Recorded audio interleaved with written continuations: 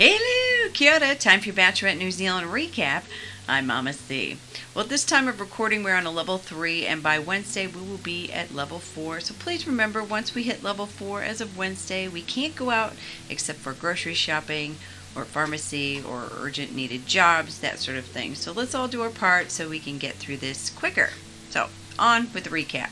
Last night we saw the ladies pick their final blokes, so we say goodbye to Terrence, and now Lily is left with Jesse, Quinn, and Ritchie. Lucina has Logan and Aaron to do home visits with. Lily started her home visit with Jesse last night. They went paragliding, and his mom gave her a rose from the family, which was adorable. Lucina had just met up with Logan, and tonight we rejoin Lucina and Logan where we left off, with him saying that the last girl he brought home was 6 years ago, so she is feeling the pressure. They walk and chat. He tells us this is very surreal and the potential to get hurt is real. Lucina tells him they are going to do something he may be afraid of, bungee jumping off the harbor bridge. She is entertained by his nervousness, and honestly, I got vertigo just watching them walk on the bridge myself. But, So Lucina and Logan, they're tied together. They do the bungee jump, and then she says now that he got his fright out of the way, it's time for her to meet his family so she can have her fright. Logan takes Lucina to meet his family. He is one of 5 siblings, and she feels a bit surrounded. They all sit together. It seems quiet for a while. And they ask her what she thought of Logan when the first time she saw him. She said he had that huge flower, and he spoke French. She says he has layers, and he surprises her, and he's the big romantic, all that kind of thing. Logan's family knows really nothing about her, so she confesses, she's a doctor, and that's really all we get at that point. His dad then says he wants to ask her a psychological question, and talks about, do they have things in common? Is it opposites that attract? What is it between them that makes them seem to want to be together, sort of thing. And both Logan and Lucina, they sort of talk about what they share in common and that sort of thing. Logan's mom says, she just wants him to be happy. Logan and his brothers, they go to the beach and have a bit of a walk and a chat about his relationship with Lucina. Logan says he feels this is right for him. Lucina has questions from Logan's sister. In fact, a list of 10 questions. But it's alright, they're not that bad of questions, really. So she starts off her favorite Friends character. She wants to know what Lucina's favorite Friends character is. Well, Lucina says Monica because she sort of relates to her character. The question, is it rosé or beer? Lucina says, well, I'm not really sure. I'm not really that much of a drinker, but that's okay. Both are correct. She said, how do you think Game of Thrones should have ended? We didn't really hear what Lucina's answer was, but these are some of the questions. His sister then talks about Logan's breakup, and they would hate to see that happen again. They would hate to see him get hurt. She asks if she kind of knows who she might go with, as far as who her final pick is, without saying. She says at this stage we get that same cryptic answer, that she is still trying to get to know them more, and yeah, it's just the same thing. She then asks the differences between the two guys. She says Logan is more of the romantic one. He's so thoughtful, and she goes on about all the nice things that he has said and done for her. Just, he's just such a really romantic kind of guy. His sister says that, she is proud to be his sister.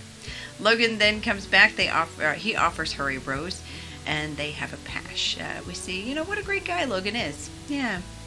Aaron is up next on the home visit. He's feeling hurt because, he feels like he has let Lucina down somehow.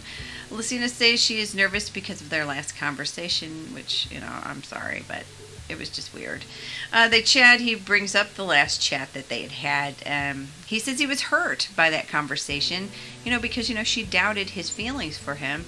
He tells her that, but now he says, he feels like he let her down. And she said, well, did you get too comfortable? And he says, well, maybe he did. He then says he wants her to know that he is 100% committed, and he has tried to think of how he can get her to know how serious he is. So he says he's got something. He goes and retrieves a box, which he says holds their relationship story. Now, this was really romantic and sweet, so I give him huge props for this. He opens a box. He pulls out a little hockey puck. He talks about the first time seeing her in a red dress on the red carpet there, and he did his weird little shtick, with the hockey puck.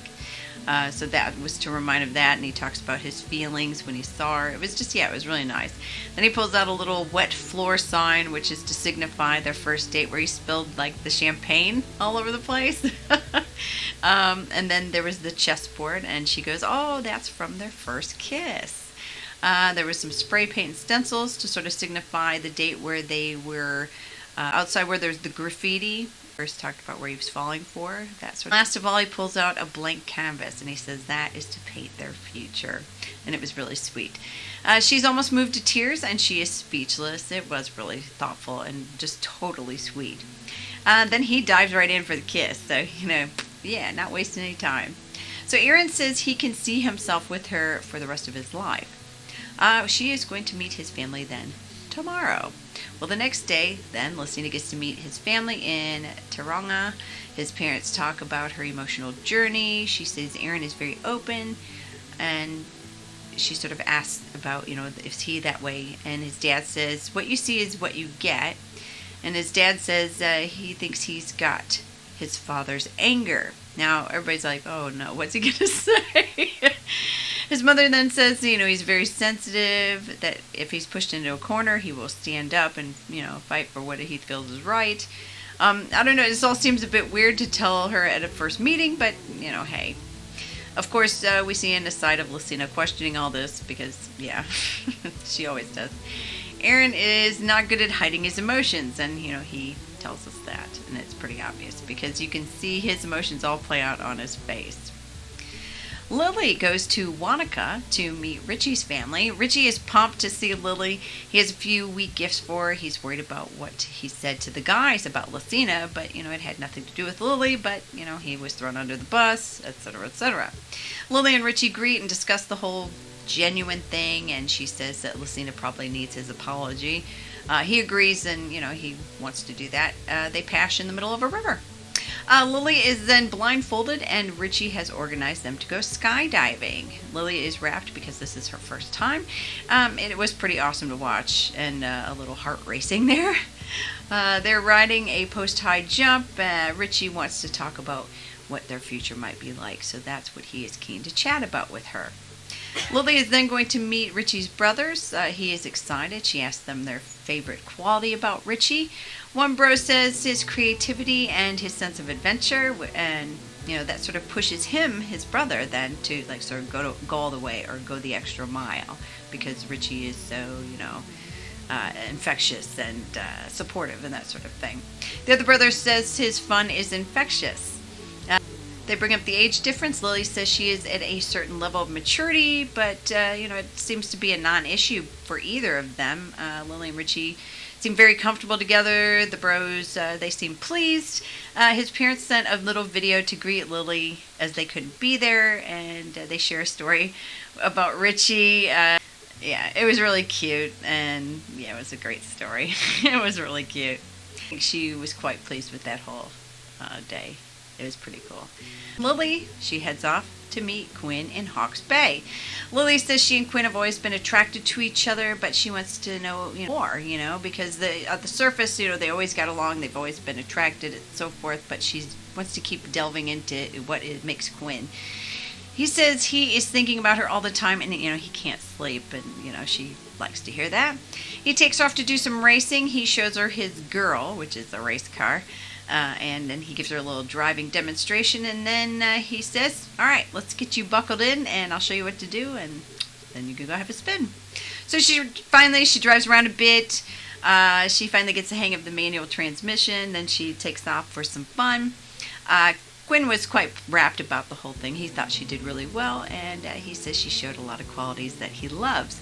He gives her a shirt to be one of his pit crew in the future. Quinn takes Lily to meet his family. His brother says Quinn falls hard and fast, and they wonder if they will be the right fit for each other.